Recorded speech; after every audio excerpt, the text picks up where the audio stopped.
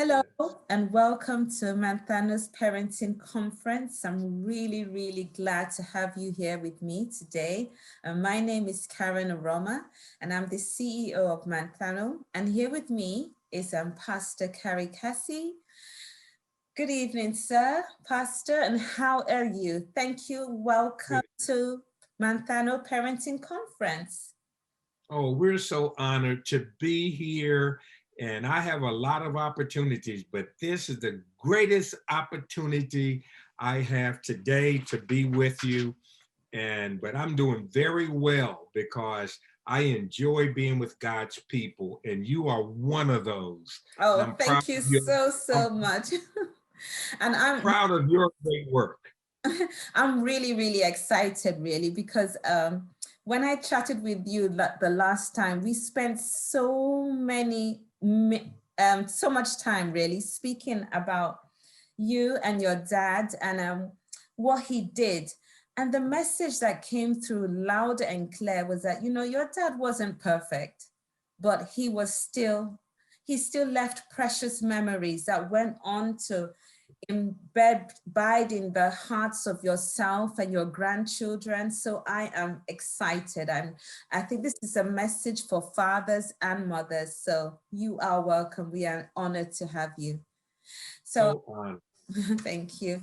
Now, Pastor Carey Casey is the founder and CEO of the Championship Fathering and is widely known as an ambassador for fathers, as one of his life's passions has been to help and inspire fathers to be the best that they can be. He is a speaker, particularly within the American sports community, and served nearly 20 years with the Fellowship of Christian Athletes, and also as a chaplain speaker for every team in the National Football League.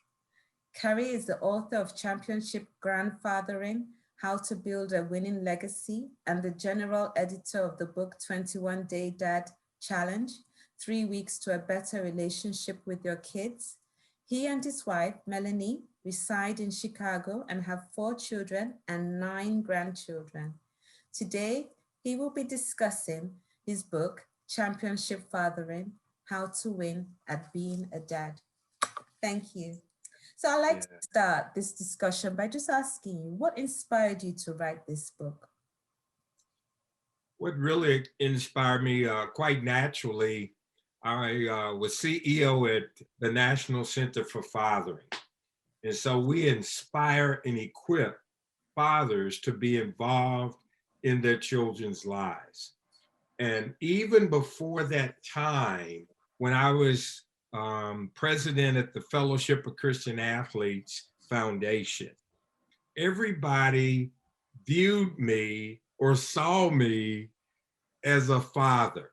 And they said, "You speak about your dad all the time." And I did not realize that I was doing that. Mm-hmm. I would tell stories about my dad and how my dad raised me. And he was not as accomplished in sports as I was, but he attended all of my games. He Mm. taught me how to catch a ball, and he taught me the basics. My father was a very smart man, but he took small things and made them big. Oh, wow. My father is more known now after being in heaven for 20 years than the 75 years when he was alive on this earth. He's in books, Shows. he's in Mm. speeches that I have given from the White House in America Mhm. to the smallest village in America and around the world. Mm. And many people say, "I wish I could have met your dad." I am actually one of them, really. I really do wish I could have met your dad. After reading your book, I really do wish I could have met your dad. But even reading your book is like I've met your dad. The Yeah, stories are amazing. So, yeah, in your book, you start by encouraging men. You say, who don't know what it means to be a father, to begin by being a dad. Can you explain what you mean by this? I think about the greatest thing that I can do. I've been privileged to be a part of some wonderful things. But I am basic like my father as well. By the way, I want to share with the fathers today, the father figures, the grandfathers. There are no perfect dads. Yeah. My father was not perfect. I remembered when my dad and mom sometimes, they were indifferent with each other. And my mother would challenge my dad when he didn't want to do certain things at certain times. And our last name is Casey. And she would call Daddy Casey. His name was Ralph Waldo Casey Jr. But she would go, "Oh, Casey," when she would get angry. And she would say things like, "You have some decisions to make." Because all of us men sometimes, we think we're in charge. We think we're in control. We think we're the smartest animals God ever made. But from being a man and being a father, I must say this, and I can say it because I'm a man. The dumbest animals God ever made was a man. And the reason why is because God gave us the greatest blessing we could have besides a relationship with Christ is when he gave us a woman to be our bride. I could not be who I am without my bride. And it states in scripture in Proverbs 18:22, it says, "He who findeth a wife findeth a good thing and obtains favor from the Lord." The reason why I feel free and excited and I have freedom to fail is because my bride loves me, gives me grace, and when I don't do well, she doesn't beat me down, talk about me like I'm bad, or you're worthless, or you are a failure. And I don't do that to her. And so she's my helpmate, and she completes me. Now, what am I saying? My dad wasn't perfect. I'm not perfect. But there is a part of life that's inside of a man that is called love. We cannot go through life thinking we're big, we're strong, I'm smart. When I say it, everything I say goes. No, no, no, no. We have to have grace and love and mercy, and that's who God is. So, my dad loved God, and now he's in heaven. He speaks to me more now from the grave than when he was here. I can hear my daddy's voice. There are things that I can hear now that when I was a little boy, I was not listening. I could not hear. But he speaks to me loud and clear, just like being on this interview. I'm thinking, how would my daddy respond? What would he say? And all of it is in this book, just like the question. I'm trying to get this you book. can see it. We can see it. Yeah, just like the questions that you were asking me. Now, here's the thought. Encouragement. Most people see the glass as half empty. Most men do. A lot of fathers see the glass as half empty.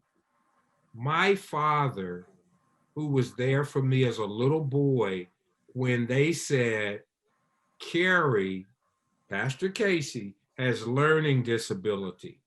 He is not going to be smart. He is not going to be able to have good grades on his report card. And I remembered feeling less than. Yeah. I felt at times that I'm stupid, that I'm dumb, that I'm not smart, that something about me is not really good. But I never felt a lack of love or concern Mm. or a lack of encouragement from my dad. My dad would talk to me like I'm the smartest rock in the bag. Oh, that is He so would important. encourage me. Mm. Carey, you can do it. Carey, Mm. you're a winner. And so the reason why I wrote this book is that I want to bring off of the page that every father, rich or poor, dark or light, smart or not so smart, that they can be a great dad, a championship father. Father. Yeah. That's why we wrote the book. I don't want any man that ever hears my name or that I have the privilege to speak to. I want them to know, don't quit, don't give up, don't sit on the sideline, but Mm. get in the game and win a championship of loving the child's mother, loving the child, coaching the child, and modeling for the child as well. Yes. Wow. That's a very important job though. Yes. Mm, mm. I think that actually feeds off from the next question, because in your book you share those three fundamental principles. You say championship in your book, Championship Father. You say loving, coaching, and modeling. You share Yeah. three principles. So can you elaborate more on that and explain how that would look in everyday parenting? Believe it or not, that came through research. We researched thousands of dads, and what clearly came out is that a good dad is a loving dad.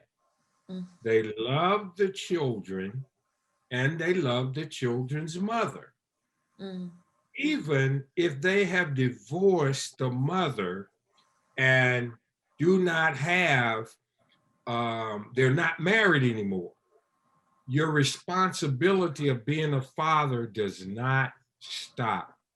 Your children still need you. So we found out that researching thousands of dads is that they love the child's mother and they love the child, even if they're divorced. They respect the mother. mm, They mm. work to do what's right for that child by respecting that mother. That's role And so modeling. Mm, that's it mm, mm, in terms of loving. But they love the, no matter what race you are or whatever, this clearly comes out. They love that child. And believe it or not, there are sometimes people think dads are just, when they leave, they're just bad, they're mean. And there are men that we try to work with and train them how not to be mean. Well, it states in 1 Corinthians chapter 13, love is patient, love is It's kind, does not keep a record of wrong, it's record long of wrong, suffering. Sorry. and this type of thing. Mm, They're long suffering. And all of us, men, women, boys, and girls, if we love, it can help the home in a greater way. It can help the workplace in a greater way. It can help the school system in a better way when mm, you are patient, mm, when you are loving. mm, You don't tear down, but you work to build up. My natural inclination or my major spiritual gift in being Carey Casey is that I am an exhorter. I am an encourager. On my worst day, I usually find something great about the person that I'm going to interact with. The meanest person that will attack me, or the person that just says, I hate you, it comes out of me that I know I need to feed them with great love. And that's what great dads do. They might not be like me, and I'm not perfect. I get angry, I get mad, I get upset, I'm selfish, I'm arrogant, I'm rude at times. I'm not perfect. But I heard an old gentleman years ago said this: you can catch more flies with honey than you can with vinegar. Yes. And that's what daddies, if you want to be a good dad, remember that. Remember that. Yes. Yeah. That's not in my, I don't know if it's in my book, but loving comes out of the research. Loving. Yeah. That's one of the major core values of Championship Fathering, the book, How to Win at Being a Dad. It's when you love your children. Yes. That's God's heart, really. And that's not saying that you're not firm with your children. That's not saying that you're not honest with your children, you see. And loving them, tucking them in bed when they're babies, as they get older, telling them the truth, walking alongside of them, turning their weaknesses into strengths, seeing what's great about a situation. My children are grown now. And so my sons, I have to coach them along of loving their brides. I coach my daughters along in how to love their husbands. But, excuse me, I let them know, and they've seen their mother and I, when, because you're a human, you are going to get upset at times. Yes. You're not going to get along at times. But we have to have the love of God through Jesus Christ, who did not give up on us. At our worst moment, God loves us. There's nothing that we can do that can change God's love. Now, because we're human and we're not God, sometimes it's hard for us to love. But we have to read God's Bible, read the scriptures, and every day. And that helps me love my bride, love my children, love you, love my fellow man.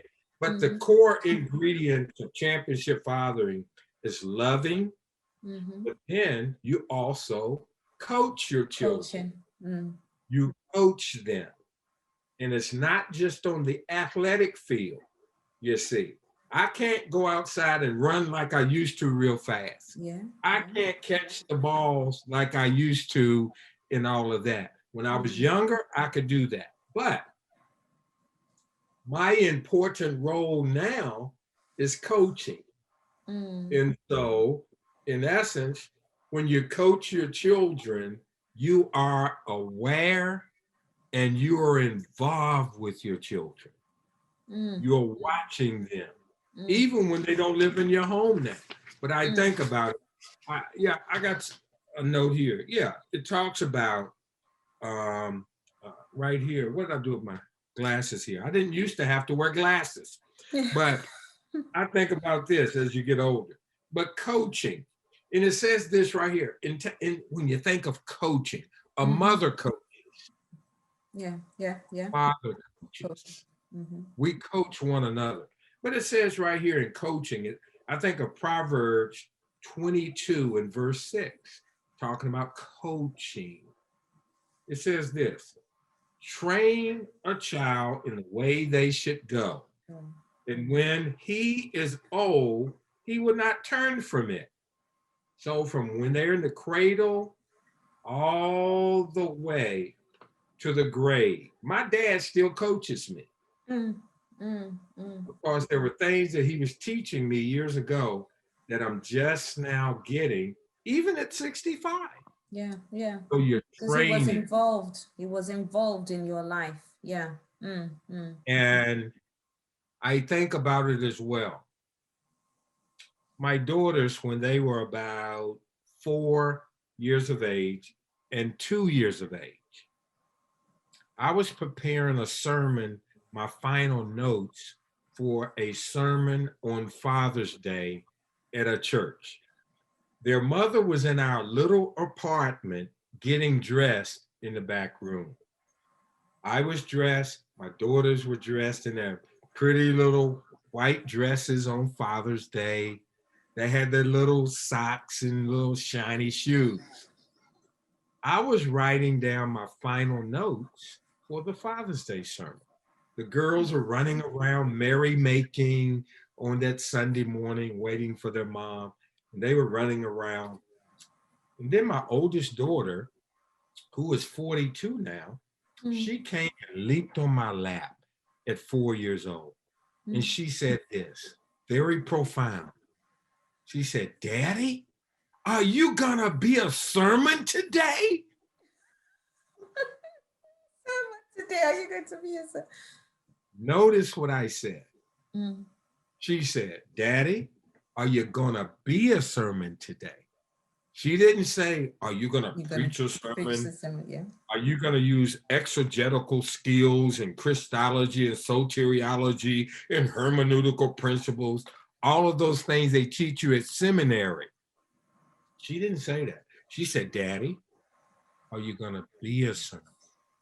And I changed my whole message that morning to the subject, are you going to be a sermon today? And I said, a lot of people cannot preach a sermon, but all of us, red, yellow, black, and white, we can be a sermon. Yeah, yeah. And so we coach our children by loving, coaching, and that takes me to the third point of championship fathering in the book. Love them, you coach them, but then you model for them. Yeah. In James, the book of James in the Bible says, be slow to speak and quick to listen. I'm learning as I get older that not all of us can preach a sermon, but we can be a sermon and we can model marriage. We can model what it means to be a woman. You all as ladies, a mother. How to model being a man, model being a father. And even men that don't have children, yeah, they can be a father figure to a child. Every child, we know this through research, every child needs a father, a grandfather, or a father figure. And so what we're saying here, I'm giving you a long answer to a question, and that is, in essence, you love them, you coach them, and you model for them. And I think of this verse also here, when we're talking about coaching, it says in Deuteronomy chapter 6, in verse 6 through 7, it says this, these commands that I give you today are to be upon your hearts. Notice now, on your hearts, it says this, impress them on your children. Talk about them when you sit at home and when you walk along the road, when you lie down and when you get up. mm, mm, mm, mm. There's a way that a father gets up in the morning. I get up early before anyone in my home. Now it's just my bride and I in our home. But even when the children were young, I would get up before my bride would. Mm, I read the scriptures, sip my coffee, pray. I'm being quiet. I'm being still. That's the greatest thing that Jesus did besides dying on the cross of Calvary for us. yeah. He would get up early in the morning while it was still dark. Mm, He would leave the home and find a solitary place where he was quiet and able to visit with his father. mm, As fathers do that, they can be better dads yeah. and not be so busy Mm, thinking, I gotta go to work. I gotta have a big job. I gotta do a lot of things. I gotta prove that I'm the man. mm, mm, mm, mm, mm, mm, When you're quiet, you're still, you're talking to the Father. He will direct us where we need to go and look for a job, how to take care of our bodies, how to respect the lady in our marriage mm, and women in general. mm, mm, He would teach us about each one of our children. And we have 4 children, and they came through their mother, through my seed, mm. but all of them are different. Different. Yeah. Yeah. Mm. They're not the same. They were And so you unique. train the children up. But then, as it says, when you lay down, when you walk along the pathway with your children, you're teaching them. And it Mm, says right here, impress it upon their hearts. Talk to them when you sit at home. And I remember my dad doing that. Boys, let's take a drive. mm, And he would have us in the car. And that's where he talked about, with my brother and I, about sex, mm-hmm, mm-hmm, about alcohol, and not drinking, not using drugs. mm. He would say things like, son, you know, it would break my heart if y'all ever use that dope. And we're looking at each other in the car, my brother and I. Why is dad saying this? He knew he had our attention in the car. Yeah. And that Nowhere to made, go. Yeah. You had nowhere to go. you got it, you got it. And he would say things like, boys, it takes more of a man to respect a young woman's ladyhood than to violate her as a young girl before you marry her. Mm, mm, In mm, essence, you respect a woman. mm, And he said it would hurt my heart if you all disrespect women. And so we were able to watch how daddy respected mom. But in that, anyway, those are examples of coaching. But then the modeling side was so wonderful because in John 5:19, it says, I tell you the truth. This is what it says. John chapter 5 and verse 19. I tell you the truth. truth. Mm, I'm not going to tell you a lie. And we could trust dad. And he said this, I tell you the truth.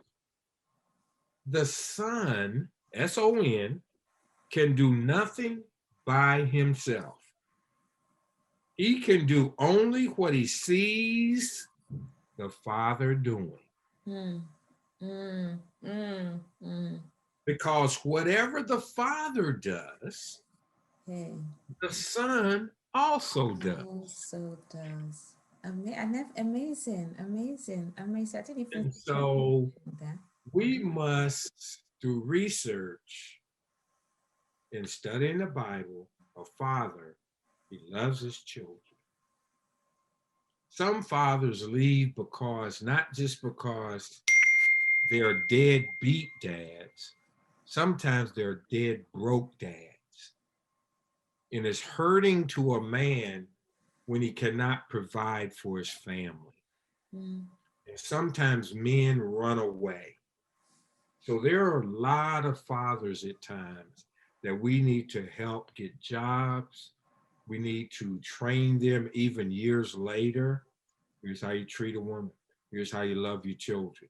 That's what you're doing. I'm so proud that you're doing what you're doing We thank in God. the way of having this interview and being able to have this conference so that we can learn. Yeah, yeah. I work with men that never had a father to train them how to be a father. In fact, So I would, that actually leads me to the next question that yeah. we wanted Mhm. to know, because you've worked with so many young men. I mean, as a chaplain, as a someone who's worked with in the Christian Fellowship of Christians Athletics. So you Yeah. know the stories, you know the hearts of men who have come to you and said, I never had a father. So what's the importance then? I know you've shared those stories. Why even after them being much older, probably have good jobs, have a family of their own, why is that heart cry still there? I never had a Yeah. father. It is amazing that you would ask that question. I have had the privilege to ask questions during my seminars and teaching. If your father was here today, what would you want to hear him say? If you could have your father here or your father figure or whomever, what would you want to hear from him? What words would you want to hear? And do you know there are men in these seminars, I'm serious, that are 70 and 80 years of age. Mm. They stand up and say, I would love to hear my dad tell me he loves me. Mm. They are that age and have never heard it. Or they would say, I would love to hear my daddy tell me that he is proud of me. Mm. Mm. Mm. Some of these people, as I stated, they are 70 and 80 years 80 of years age. old, yeah, and they still have that in their heart. They have that father wound. Mm. When a daddy's not there, it's just like a cut or wound, and it's not completely healed. Or if it does heal, there's still a scar that's there, Mm. and they can see it, they can feel it, and Mm. they're wondering, why is it that I'm sputtering along in life? Mm. And the reason why that sometimes they're angry or they're rude or they treat women in a less positive way, or they don't love the way they need to love. None of us are perfect in that. I'm not perfect in that either. But they have never experienced that love themselves. Mm. And Mm. so when I'm in a locker room with these big, huge, strong, millionaire athletes, you see them on TV and you hear about them. And sometimes I will walk into their environment to speak to them. And they don't know who I am until I'm introduced. But as I walk past them and our eyes catch one another's eye, I'll look at them, then I'll walk over and I'll introduce them. Oh, yes, hi, I'm Carey Casey. What is your name? Or are you so-and-so? And they'll say, yeah. I said, oh, yes, you're a great athlete. I said, can I ask you a question? And they're like, yeah, sure. And they're looking kind of curious. And I say, I would say, did you grow up with your dad? I'm sorry, I didn't put my phone on mute. I would say, did you grow up with your dad? Do you know your dad?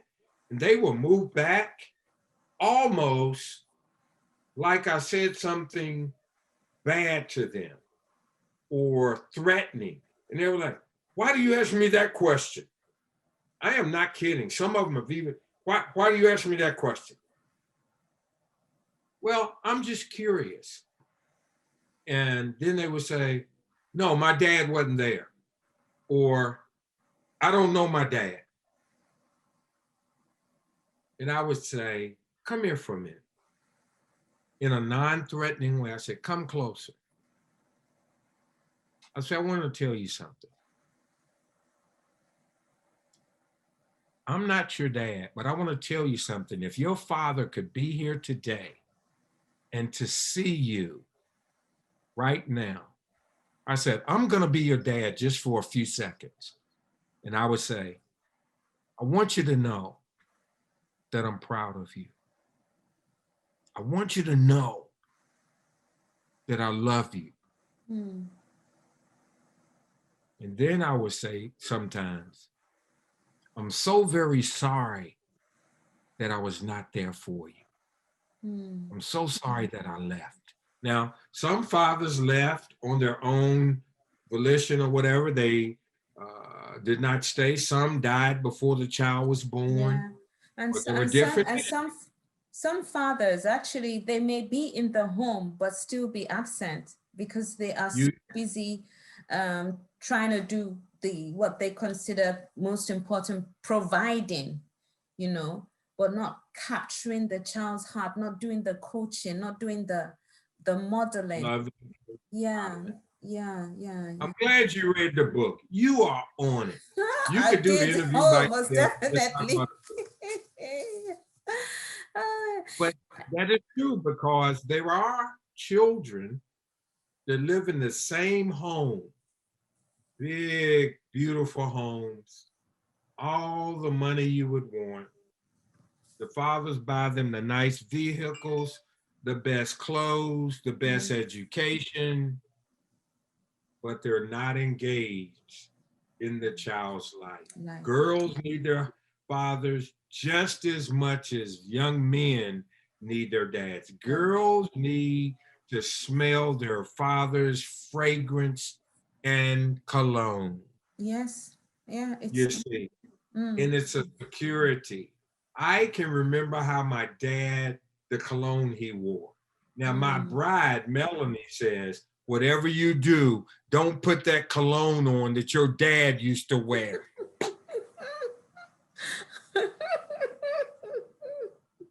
And I have in my possession the colognes that she loves, and I have some cologne that I bought at the drugstore, the pharmacy.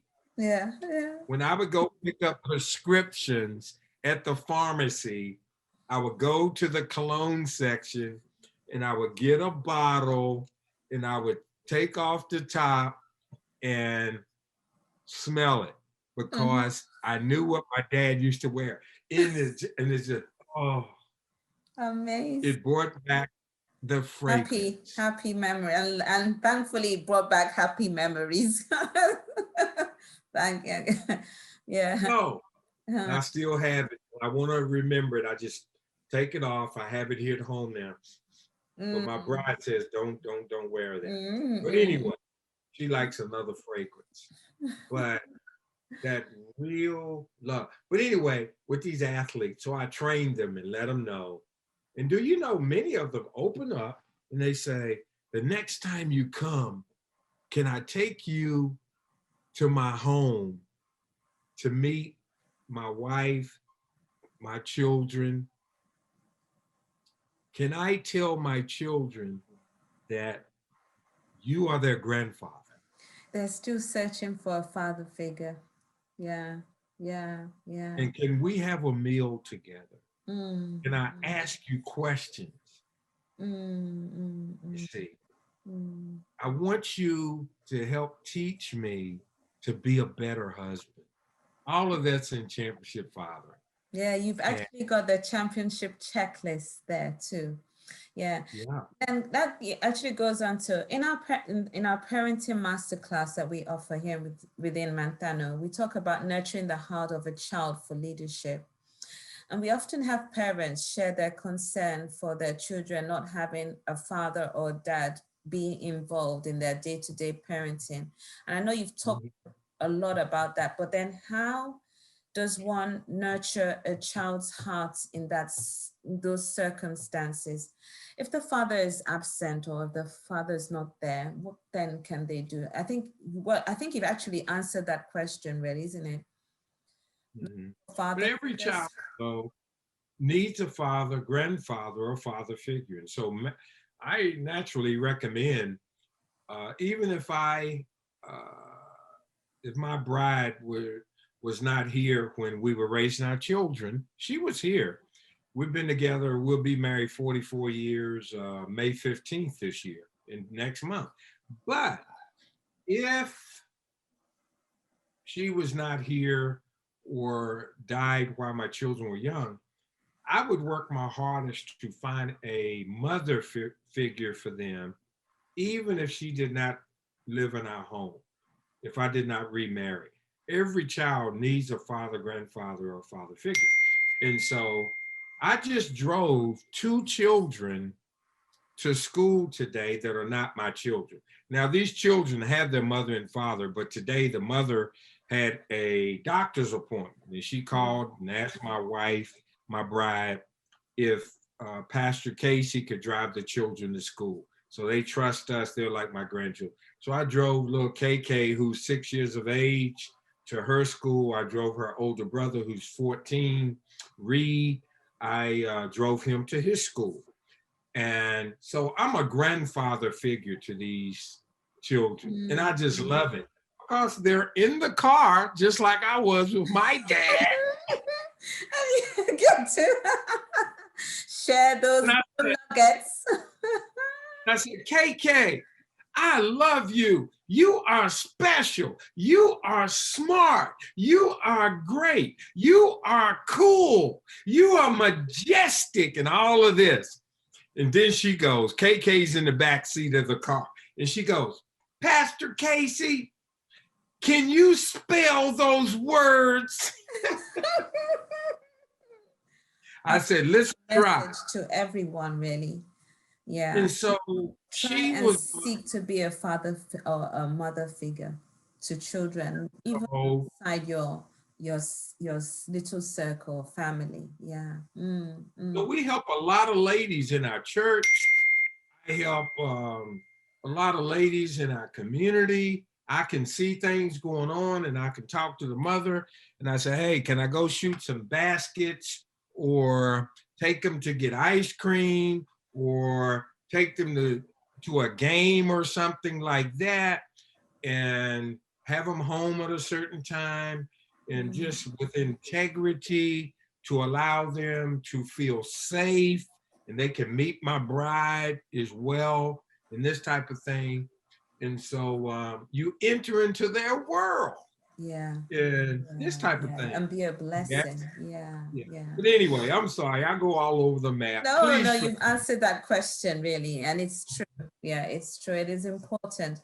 Look, I know when I was a single parent, I did try. Sometimes it is hard. It is hard as a single mother to trust your child with just anyone. You're You're thinking, right. I'm not too sure. So you really have to be discerning, prayerful, and trust that I didn't just leave my child, even if it's like I was stuck and I needed someone to take care of them. I knew the people I could trust, and I knew that they were in safe hands with them. And so Yeah. where they were going, they're going to learn. It's going to be a positive environment. They're going to take some things away that I cannot offer them. Yeah. So Yes. important, yeah. But what you said is so great, because be discerning, and then even ask your children and Yeah. things. What do you think about Pastor Casey? Is he fun? Is he funny? Is he mean sometimes? And you say it in a way, and the children can let you know pretty quickly, I don't like being with him, Yeah. or something like that. And Yeah. so that's a caution for the mother, and that's okay.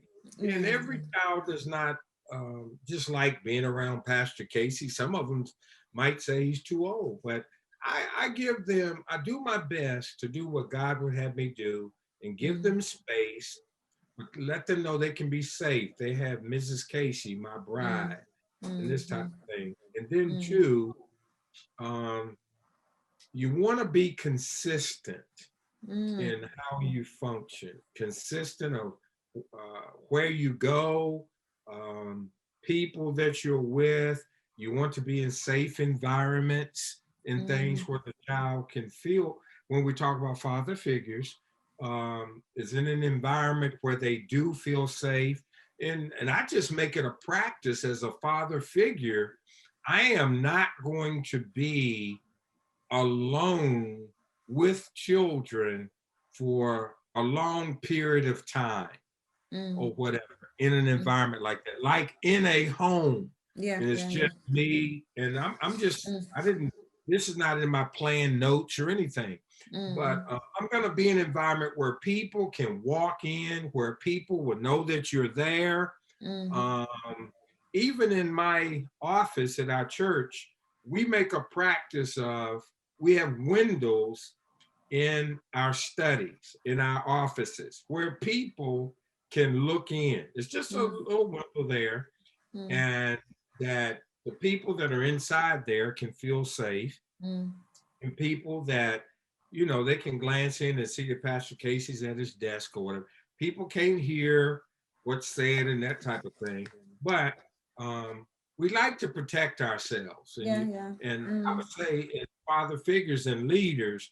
you want to protect yourself. You don't want to put yourself in a situation or an That could be environment that yeah, misunderstood. it can hurt your integrity and things like that. But you want to be safe, and you want those that you're working with to be safe as well. But one of the exciting things for me is that I had people my age that I grew up with that did not have their dads there, that I never knew it. But they said, your dad, they tell me about my dad who's been in heaven for 21 years. They said, your dad taught me things. I'm like, what are you talking about? They said, no, when we were at ball practice, when your dad was standing over there with other dads, your dad would pull me aside and teach me things and say things to me, because they knew I didn't have a dad. Or this is how, you do certain things as a young man. Or he would observe them with a young lady.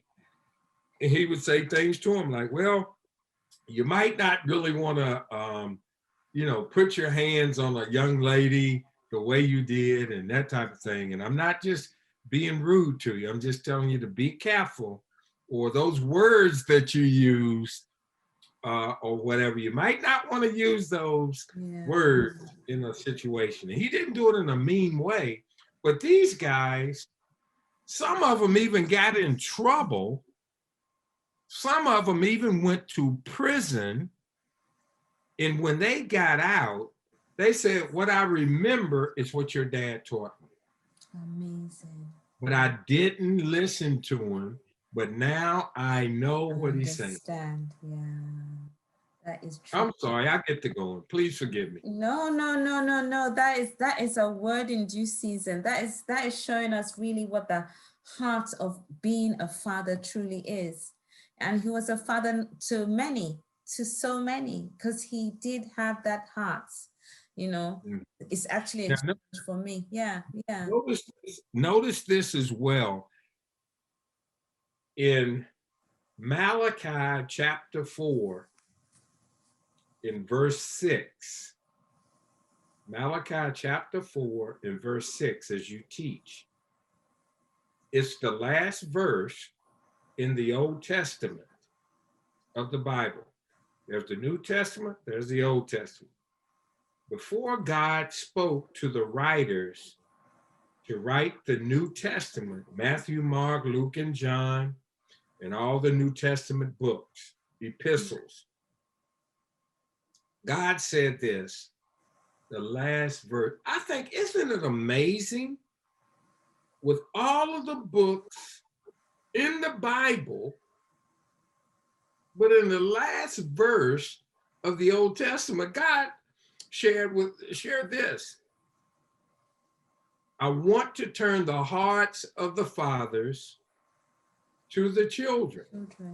And I want to turn the hearts of the children to the fathers. In some versions of the Bible, it says, I want to turn the hearts of the parents to the children, hearts of the children to the parents. Or the land will continue to be cursed.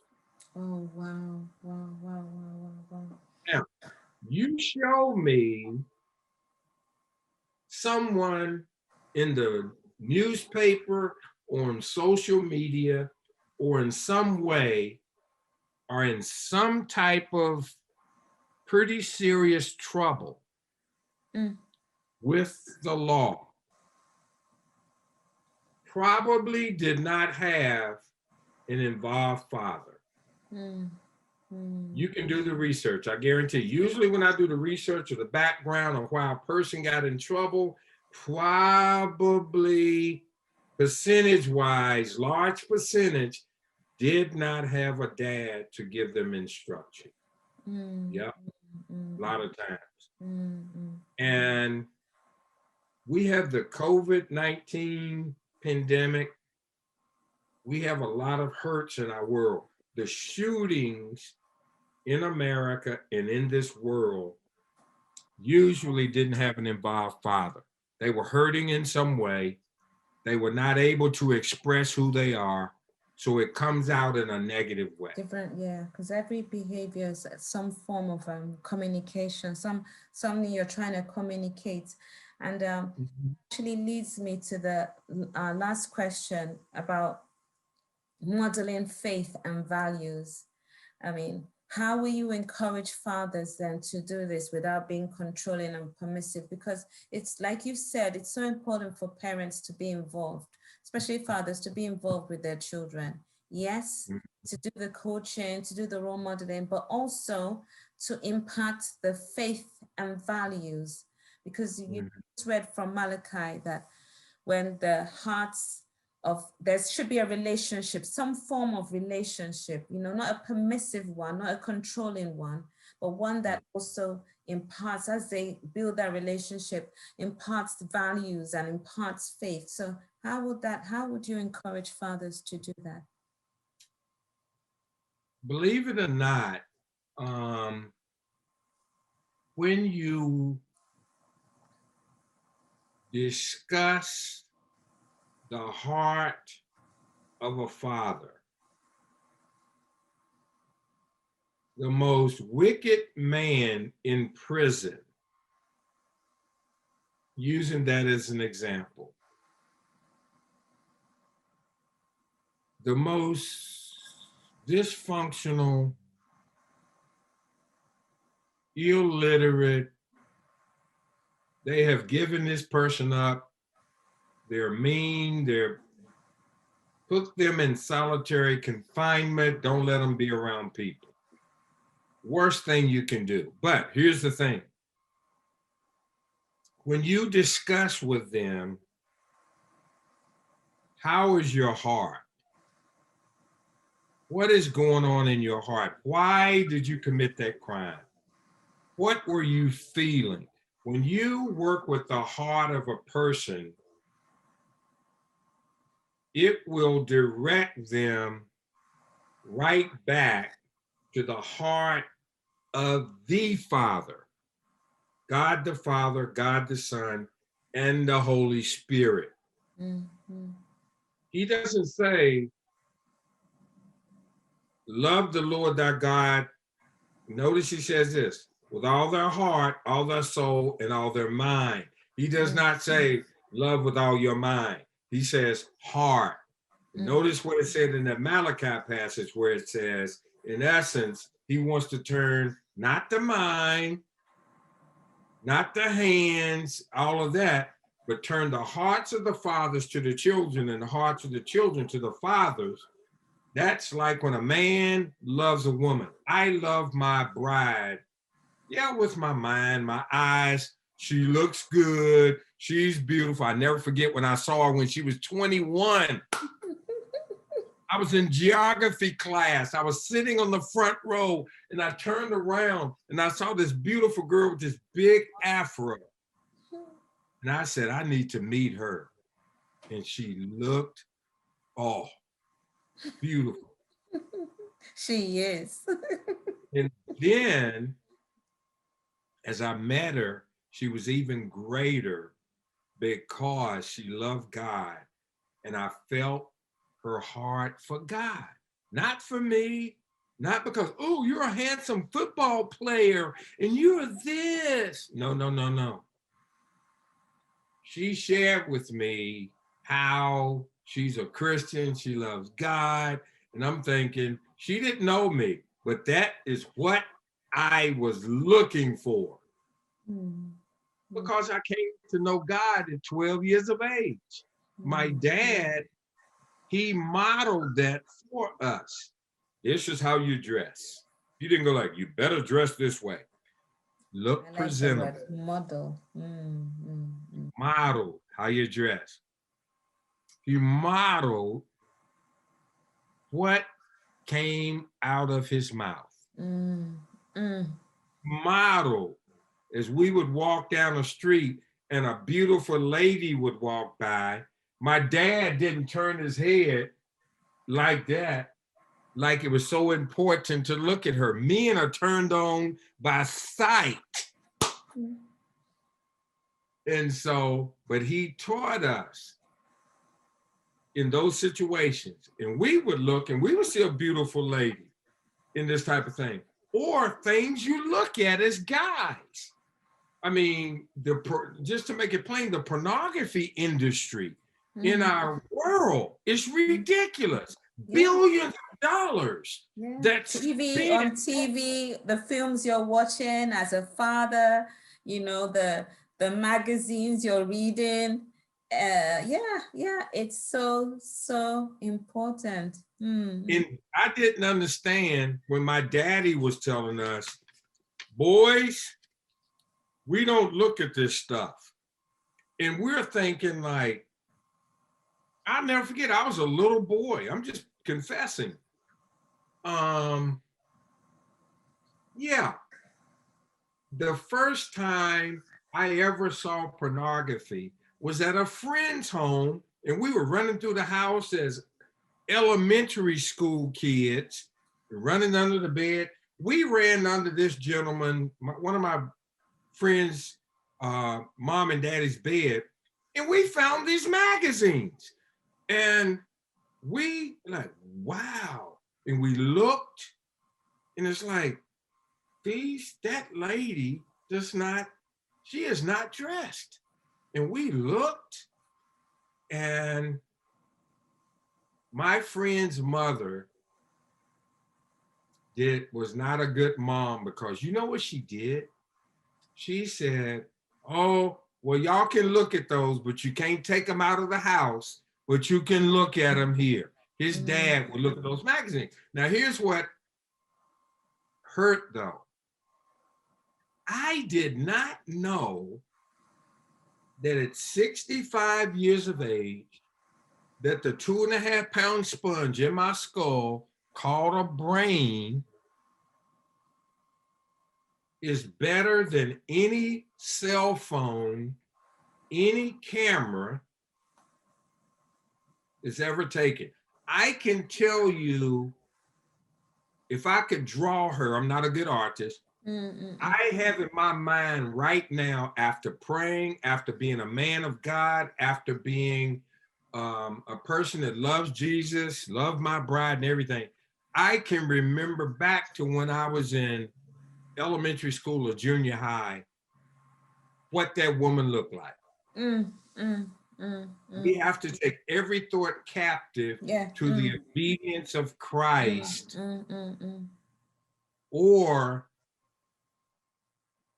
that can kill a man, kill a woman, and hurt your relationship with your bride, with others, your work.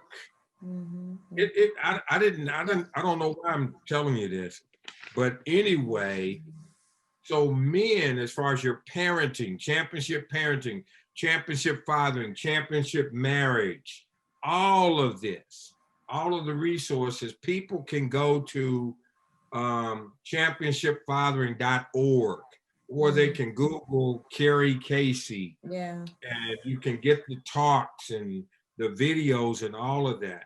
But we actually have a link at the end of this video right now, and the link will point you to all the resources as well as the book. Yes. Right. So that's why I'm trying to think here. You can move out of the way here, and you can see it's great being a dad. The 21-day dance challenge. My son, who is a wonderful father, married with 4 children, the 21-day dance challenge, he has a chapter in there, and I have other great speakers.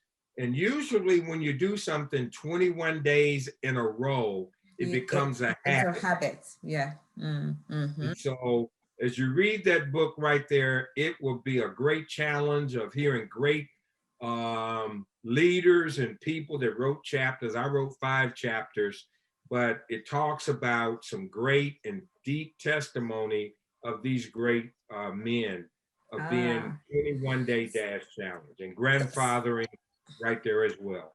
But I mean, now that you're showing us the books, what can you give us an activity that we can do for today? Yeah. I mean, because that's a question I ask all our speakers. Can you give us a take-home activity? Yes. One of the greatest things that I have challenged our children, my bride and I challenge everyone.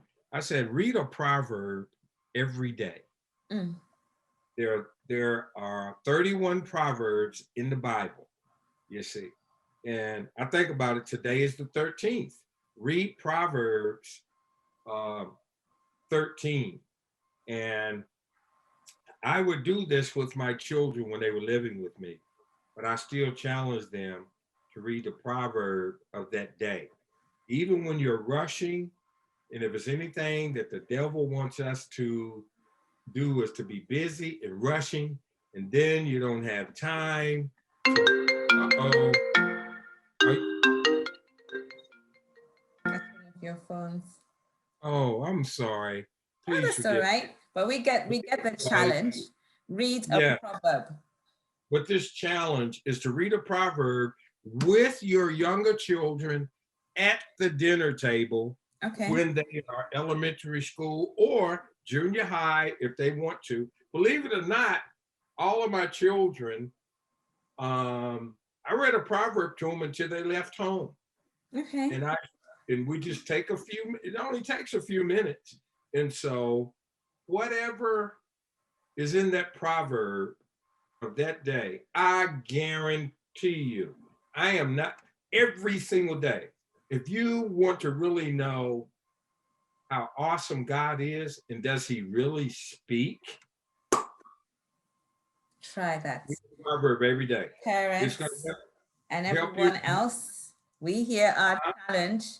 Read a proverb with your children at the dinner table or any special time that you make, maybe it's before they go to bed, in the car where they cannot escape.